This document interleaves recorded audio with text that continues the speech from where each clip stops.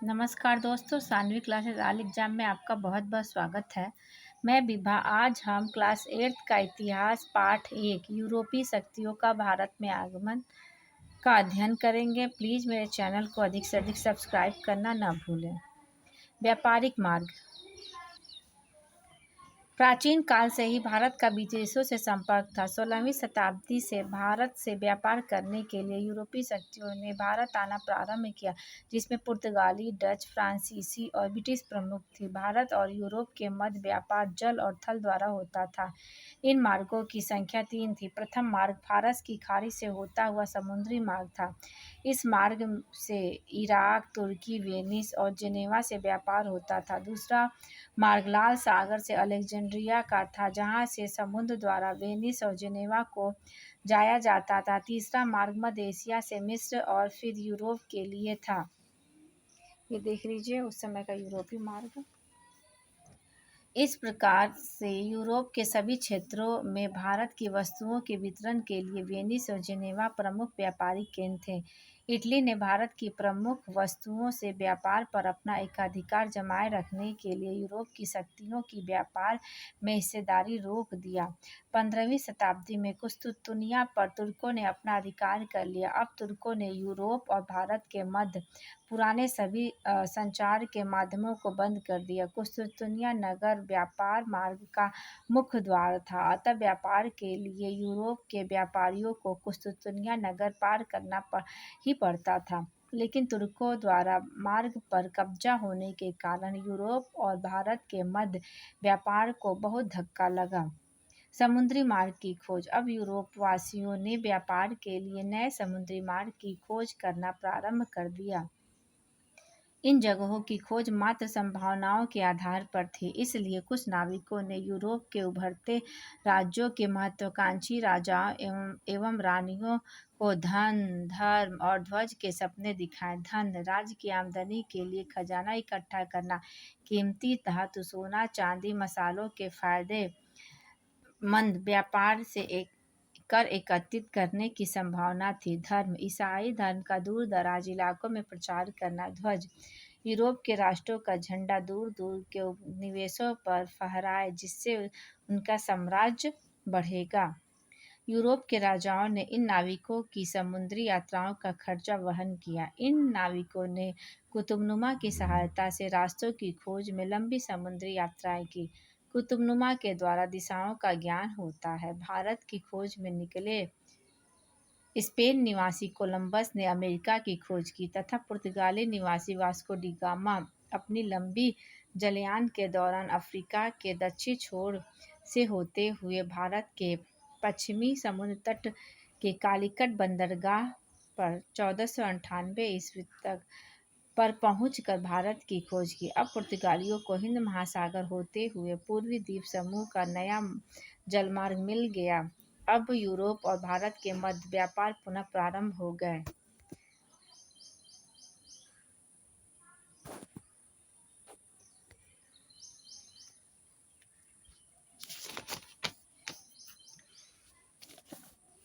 यूरोपीय मार्ग। पुर्तगालियों ने हिंद महासागर के माध्यम से होने वाले व्यापार पर अपना अधिकार कर लिया। वे सोना चांदी लाते और हमारे देश से सूती, रेशमी कपड़े और विभिन्न मसाले ले जाते और बहुत मुनाफा कमाते थे।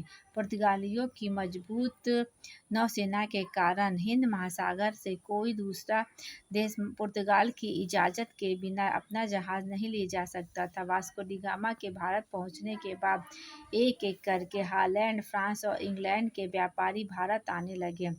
भारत में यूरोपीय व्यापारियों की होड़। भारत के लिए लंबी यात्रा करने वाले जहाज, नाविक तथा धन, तीनों साधनों का बहुत ही महत्व था। इन साधनों को प्राप्त करने के लिए कुछ अमीर यूरोपीय व्यापारियों ने 17वीं शताब्दी की शुरुआत में 1600 से लेकर 1670 ईस्वी के बीच व्यापारिक कंपनियां स्थापित की। व्यापारिक कंपनियों का अर्थ है व्यापार में कई लोगों की हिस्सेदारी, शेयर का होना। सभी शेयरदार सभी हिस्सेदार व्यापार में अपनी अपनी पूंजी लगाते थे। लगाई गई पूंजी के अनुपात में व्यापार से प्राप्त मुनाफे को आपस में बांट लेते थे। इंग्लैंड ने ब्रिटिश ईस्ट इंडिया कंपनी की स्थापना हुई इंग्लैंड में। हॉलैंड में डच ईस्ट इंडिया कंपनी बनी। फ्रांस में फ्रेंच ईस्ट इंडिया कंपनी बनी। आज भी निजी कंपनियां इसी प्रकार पूंजी इकट्ठा करती हैं। भारत में सबसे पहले पुर्तगाली व्यापार करने आए। उन्होंने पश्चिमी समुद्र तट पर गोवा दमनदीप में अपना व्यापारिक केंद्र स्थापित किए। विदेशी कंपनियों के इस व्यापारिक केंद्र को कोठी या फैक्ट्री कहते थे। यूरोपीय कंपनियों के आगमन का क्रम तो ये है। पुर्तगाली कंपनी पहले स्थापित हुई, फिर अंग्रेज कंपनी स्थापित हुई 1600 ईस्वी में, फिर डच 1602 ईस्वी में, फ्रांसीसी कंपनी 1664 ईस्वी में। अगर पूछे यूरोपीय कंपनियों का क्रम बताइए तो आप ये बताइएगा। लेकिन अगर पूछे कि यूरोपियों के आने का क्या, कंपनी न के आने का पूछे, तब आप पुर्तगाली, डच, अंग्रेज, फ्रांसीसी को टिक करेंगे। लेकिन अगर कंपनियों का पूछे तो पहले पुर्तगाली, अंग्रेज, डच और फ्रांसीसी करेंगे। फैक्ट्री, कोठी। फैक्ट्री शब्द का प्रयोग व्यापारिक केंद्रों में स्थापित कार्यालय तथा कोठी से है। फैक्टर शब्द का अर्थ एजेंट है। कंपनियों की ओर से कार्य करने वाले व्यापारी एजेंट जिस कोठी में कार्य करते थे उसे फैक्ट्री कहा जाता था। यूरोपियों की बस्तियों के लिए भी सैनिक रखे जाते थे। कोठियों की रक्षा किलों की तरह होती थी और इन किलों की सुरक्षा के लिए यूरोपीय व्यापारियों के सशस्त्र सैनिक तैनात रहते थे। वास्को डी गामा के भारत पहुंचने के बाद एक एक करके हॉलैंड, इंग्लैंड, वही डच, फ्रांस के व्यापारी जल के रास्ते भारत आने लगे। इस समय तक हिंदुस्तान के किसी भी शासक ने नौसेना तैयार करने की बात सोची तक नहीं थी। हॉलैंड निवासियों ने, जो डच कहलाते हैं, कालीकट, कोचीन, नागापट्टनम तथा चिनसुना में व्यापारिक केंद्र खोले।